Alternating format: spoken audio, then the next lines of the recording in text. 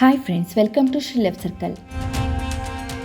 ಇವತ್ತಿನ ವಿಡಿಯೋದಲ್ಲಿ ಬೆಟ್ಟದ ಮೇಲೆ ನೆಲೆಸಿರೋ ಲಿಂಗಾಕಾರದಲ್ಲಿ ದರ್ಶನ ನೀಡೋ ಮಹಾವಿಷ್ಣುವಿನ ಒಂದು ದಿವ್ಯ ಅವತಾರದ ದೇವಾಲಯ ಬಗ್ಗೆ ತಿಳಿಯೋಣ.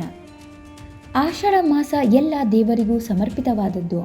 ಈ ಮಾಸದಲ್ಲಿ ವ್ರತ, ಪೂಜೆ, ಪುನಸ್ಕಾರಗಳು ಮಾಡಿದರೆ 7 ಜನ್ಮಕ್ಕೂ ಅದರ ಫಲ ಅನುಭವಿಸಬಹುದು ಎಂದು ಹೇಳಲಾಗುತ್ತದೆ. ನಮ್ಮ ದೇಶದ ಪ್ರತಿಯೊಂದು ದೇವಸ್ಥಾನದಲ್ಲೂ ಆಷಾಢ ಮಾಸದಲ್ಲಿ ದೇವರಿಗೆ ವಿಶೇಷ ಪೂಜೆ ಕೈಂಕರ್ಯ ನಡೆಯುತ್ತದೆ. ರಥಯಾತ್ರೆ, ಉತ್ಸವ, ಮೆರವಣಿಗೆಗಳು ಈ ಮಾಸದಲ್ಲಿ ಹೆಚ್ಚಾಗಿಯೇ ಇರುತ್ತದೆ. ಅದರಂತೆ ಆಷಾಢ ಮಾಸ ಪೌರ್ಣಮಿಯಂದು ಆಂಧ್ರ ಪ್ರದೇಶದ ಪ್ರಸಿದ್ಧ ಪುಣ್ಯಕ್ಷೇತ್ರವೊಂದರಲ್ಲಿ ಗಿರಿ ಪ್ರದಕ್ಷಿಣೆ ನಡೆಯುತ್ತದೆ. ಗಿರಿ ಪ್ರದಕ್ಷಿಣೆ ಎಂದ ಕೂಡಲೇ ತಿರುವಣ್ಣಾಮಲೈ ನೆನಪಾಗುತ್ತದೆ. ಅದೇ ರೀತಿ ಇಲ್ಲೊಂದು ದೇವಾಲಯ ಬೆಟ್ಟದ ಮೇಲಿದ್ದು ಜನ ಆಷಾಢ ಹುಣ್ಣಿಮೆಗೆ ಗಿರಿ ಪ್ರದಕ್ಷಿಣೆ ಮಾಡಿ ದೇವರ ದರ್ಶನ ಪಡೆಯುತ್ತಾರೆ. ಈ ಒಂದು ವಿಶೇಷ ದೇವಾಲಯದಲ್ಲಿ ನೆಲೆಸಿರೋ ದೇವರು ಯಾವುದು, ಅಲ್ಲಿನ ವಿಸ್ಮಯಗಳೇನು ಅಂತ ನೋಡೋಣ. ವಿಡಿಯೋ ಸ್ಕಿಪ್ ಮಾಡದೆ ನೋಡಿ. ಅದಕ್ಕೂ ಮುಂಚೆ ನೀವಿನ್ನೂ ನಮ್ಮ ಚಾನಲ್ನ ಸಬ್ಸ್ಕ್ರೈಬ್ ಮಾಡಿಲ್ಲ ಅಂದರೆ ಈಗಲೇ ಸಬ್ಸ್ಕ್ರೈಬ್ ಮಾಡಿ. ಹಾಗೆ ಮುಂದಿನ ದೇಗುಲ ವಿಸ್ಮಯ ನೋಡಲು ತಪ್ಪದೆ ಬೆಲ್ ಬಟನ್ ಪ್ರೆಸ್ ಮಾಡಿ.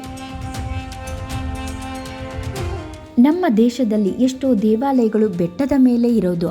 7 ಬೆಟ್ಟದ ಒಡೆಯ ತಿಮ್ಮಪ್ಪ, ಚಾಮುಂಡಿ ಬೆಟ್ಟದಲ್ಲಿರೋ ನಾಡದೇವತೆ ಚಾಮುಂಡೇಶ್ವರಿ, ಹಿಮವದ್ ಗೋಪಾಲಸ್ವಾಮಿ, ಮಲೆಮಾದೇಶ್ವರ, ಅಂಜನಾದ್ರಿ, ಈ ರೀತಿ ಎಷ್ಟೊಂದು ದೇಗುಲಗಳು ಬೆಟ್ಟದ ಮೇಲೆ ಇರೋದು. ಅದೇ ರೀತಿ ಆಂಧ್ರದಲ್ಲಿ ಸಿಂಹಾಚಲ ಅಪ್ಪಣ್ಣಸ್ವಾಮಿ ಆಲಯವು ಬೆಟ್ಟದ ಮೇಲೆ ಇರೋದು. ಈ ಆಲಯವು ತುಂಬ ಪ್ರಾಚೀನವಾದದ್ದು. ಇಲ್ಲಿ ಮಹಾವಿಷ್ಣು ವರಾಹ ಲಕ್ಷ್ಮೀ ನರಸಿಂಹ ಸ್ವಾಮಿಯಾಗಿ ಮಾನವ ರೂಪದಲ್ಲಿ ನೆಲೆಸಿ ಭಕ್ತರಿಗೆ ದರ್ಶನ ನೀಡುತ್ತಿರುವುದು ವಿಶೇಷ.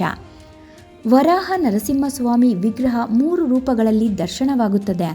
ವರಾಹ ಮುಖ, ನರಸಿಂಹ ಶರೀರ, ಬಿಳಿ ಬಣ್ಣದ ದೇವರ ಕೂದಲು ಇರುತ್ತದೆ. ಆದರೆ ದೇವರ ವಿಗ್ರಹ ಮೇಲೆ ಯಾವಾಗಲೂ ಗಂಧವನ್ನು ಹಚ್ಚಲಾಗುತ್ತದೆ. ಗಂಧದಲ್ಲೇ ದೇವರ ದರ್ಶನ ಆಗುವುದು. ದೇವರ ವಿಗ್ರಹದ ಮೂಲ ರೂಪ ವರ್ಷಕ್ಕೆ ಒಂದೇ ಬಾರಿ, ಅದು ಚಂದನೋತ್ಸವ ದಿನ ಮಾತ್ರ ದರ್ಶನವಾಗುತ್ತದೆ. ಈ ಚಂದನೋತ್ಸವ ವೈಶಾಖ ಶುಕ್ಲ ತದಿಯ ಅಕ್ಷಯ ತೃತೀಯ ದಿನದಂದು ಸ್ವಾಮಿ ಮೇಲಿರೋ ಗಂಧವನ್ನು ತೆಗೆದು ಅಭಿಷೇಕ ಮಾಡಲಾಗುತ್ತದೆ. ಈ ವೇಳೆ ಕೆಲವೇ ಗಂಟೆಗಳು ಮಾತ್ರ ಆ ರೂಪ ನೋಡಲು ಅವಕಾಶವಿರುತ್ತದೆ. ದೇವರ ಮೇಲಿದ್ದ ಗಂಧವನ್ನು ಮಹಾಪ್ರಸಾದವಾಗಿ ಭಕ್ತರಿಗೆ ನೀಡಲಾಗುತ್ತದೆ. ಈ ಕ್ಷೇತ್ರದಲ್ಲಿ ಆ ದಿನ ಪವಾಡವೇ ನಡೆಯುತ್ತದೆ. ಸ್ವಾಮಿಯ ನಿಜರೂಪ ದರ್ಶನದ ದಿನ ಸಿಂಹಾಚಲ ಪ್ರಾಂತ್ಯದಲ್ಲಿ ಉಷ್ಣಾಂಶ ಹೆಚ್ಚಾಗಿರುತ್ತದೆ. ಯಾವ ದಿನವೂ ಇಲ್ಲದ ಬಿಸಿ ಶಾಖ ಆ ಒಂದು ದಿನ ಇರುತ್ತಂತೆ. ಅಷ್ಟು ಬಿಸಿಲ ಬೇಗೆಯಲ್ಲೂ ವರಾಹ ಲಕ್ಷ್ಮೀ ನರಸಿಂಹ ಸ್ವಾಮಿ ನಿಜರೂಪ ದರ್ಶನಕ್ಕೆ ಲಕ್ಷಾಂತರ ಮಂದಿ ಬರುತ್ತಾರೆ. 4 ವಿಶೇಷ ದಿನಗಳಲ್ಲಿ ದೇವರಿಗೆ ಚಂದನ ಸಮರ್ಪಿಸಲಾಗುತ್ತದೆ. ಅಕ್ಷಯ ತದಿಯ ದಿನ ರಾತ್ರಿ, ವೈಶಾಖ ಪೌರ್ಣಮಿ, ಜ್ಯೇಷ್ಠ ಪೌರ್ಣಮಿ, ಆಷಾಢ ಪೌರ್ಣಮಿ ದಿನ ಚಂದನವನ್ನು ಸಮರ್ಪಿಸಲಾಗುತ್ತದೆ. ಅಕ್ಷಯ ತದಿಯ ರಾತ್ರಿ ದೇವರಿಗೆ ಚಂದನ ಸಮರ್ಪಿಸುತ್ತಾರೆ.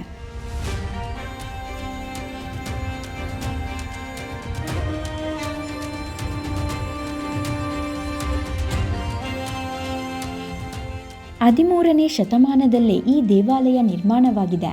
ಇಲ್ಲಿರೋ ನರಸಿಂಹ ಸ್ವಾಮಿಯನ್ನು ಸಿಂಹಾಚಲ ಅಪ್ಪಣ್ಣ ಎಂದೇ ಕರೆಯಲಾಗುತ್ತದೆ. ನರಸಿಂಹಸ್ವಾಮಿ ಅಲ್ಲಿನ ಸ್ಥಳೀಯ ರಾಜನಿಗೆ ಕನಸಲ್ಲಿ ಬಂದು, ನಾನು 12 ಅಡಿ ಉದ್ದದಲ್ಲಿದ್ದೇನೆ, ನನ್ನನ್ನು ತೆಗೆದು ನನಗೆ ದೇಗುಲ ನಿರ್ಮಿಸಿ ಚಂದನೋತ್ಸವ ಮಾಡುವಂತೆ ಆಜ್ಞೆ ಮಾಡಿದರಂತೆ.